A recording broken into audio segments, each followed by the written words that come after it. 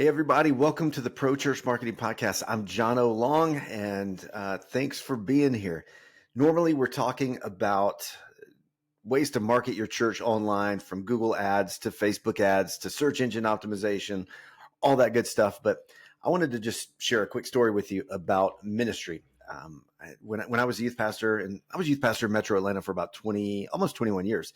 And whenever I would get together with other youth pastors, everybody just, for the most part, it was a brag fest, and everybody was talking about how many kids we had in our youth group and what cool things we had coming up. But there'd always be a couple of guys who were really transparent, really honest, and would share their ministry fails, stuff that they had messed up. And I always appreciated that, because I knew deep down I was insecure about some things. I knew I had goofed up on some stuff. And so it was just nice knowing that other people had messed up. And so anyway, I thought I would share one of those stories, because I've got plenty of those. I could have a whole podcast just about ministry fails. But this would have been about 2000, the year 2000, maybe 2001, probably not.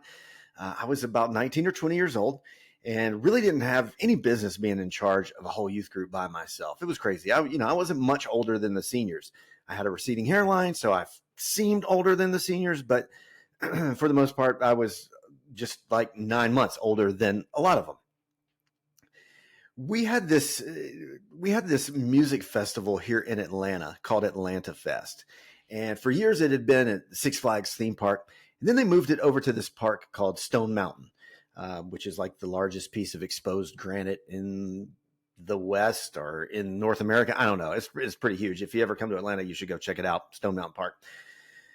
But they moved Atlanta Fest to that park this year, and Stone Mountain was literally 2 miles from our church. And so we were going to this thing, and we bought tickets, and we load up, we go, and we have a great time. It's a pretty small group. We all fit in one church van. Maybe we had another car with us, but I was driving the church van, and I'm pretty sure I was too young to be driving the church van, but I was driving the church van. And so we've been at Atlanta Fest all day, listening to music, good stuff. But when it's time to leave, it is just this huge mass of people getting ready to leave, and just this big blob just kind of going towards the parking lot. And there were so many people, and there was no real order to it. And there was no real filing through any gate, because basically this whole field we were in, you cross the road, the main road, over into the parking lot. So pretty much the whole group could move. We didn't have to get in lines or anything like that. Now, there was a girl in our youth group, sweet girl, and she had been there. She had been coming to everything. She came to everything. She loved the youth group. And when she was little, she'd had a traumatic brain injury. I think she had fallen out of a car or something. And so,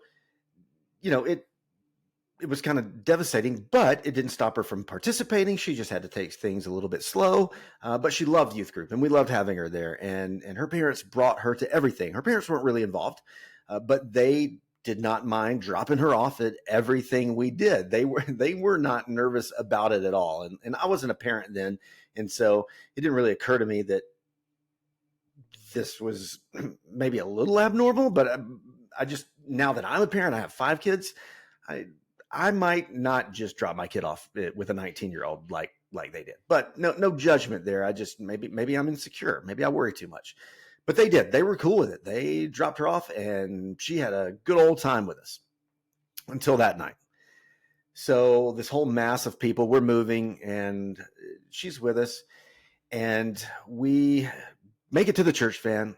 We get in the church van, just tons of cars trying to get out. And so it takes a while to get moving. And we finally pull out of the parking lot onto this main road that circles Stone Mountain Park. It's a 2-lane road, but it's inside the park. So it's not like, a highway or anything, but it also was full of cars, full of traffic. And we get going, and we've probably moved 500 feet. And there in the middle of the road is this sweet girl standing in the middle of the road in tears, because she couldn't find her youth group anymore. And that would have been us. We had lost her. I didn't have the brain enough to like do a head count. That night when the youth group got in the church van, I was scarred. So from then on, I counted, 3 times. Every time we went somewhere, I counted everybody's head 3 times. But this scared me to death. She is standing in the road. She is crying. She's not hysterical, but she is upset. And I'm like, oh my gosh. And the teenagers in the van are like, oh, Jono, you're so dumb. You forgot one of the kids. You forgot a teenager. And I'm just telling them, shut up. Do not say a word. So I get out, I hug her, get her in the van, and we just go, and it is silent. And she pulls it together. She doesn't really have anything to say, and she was quiet anyway. And I'm just like, oh my gosh, now we're going back to the church. I've got to tell her parents. This is going to be terrible. And I was scared to death. I was sick to my stomach. It's like, oh my gosh, what if she hadn't have been in the road? That was what was going through my head. What if we hadn't have seen her? We would have got all the way back to the church with this poor girl still standing in the middle of the road. And I was so thankful to the Lord that we saw her. We went that direction. We saw her, and it wasn't worse. But we get back to the church, and I go tell her mom. Her mom gets there to pick her up. I go tell her mom what had happened, and her mom was so cool about it. She was like, "Oh yeah, we've lost her too. We just tell her that if she ever gets separated, just stop walking and stand there, and we'll eventually find you." And man, that is what she did, and scared me to death. But from then on, I made sure we had a head count, and I don't think I ever forgot another student in the following 20 years of youth ministry. No one ever got left behind. I don't think. It's possible, but I'm pretty sure I didn't. So anyway, thanks for listening. Hope that just know that if you're a youth pastor out there, or you're a pastor, you're on church staff, and you've just blown it the past couple weeks or the past couple years, you've done something stupid. No, you're not alone. Everybody on church staff has done something stupid. We've all planned dumb events. We've all lost teenagers. Everybody's done something that they're not super proud of, and just know that you're not alone. Be encouraged. We're all just human.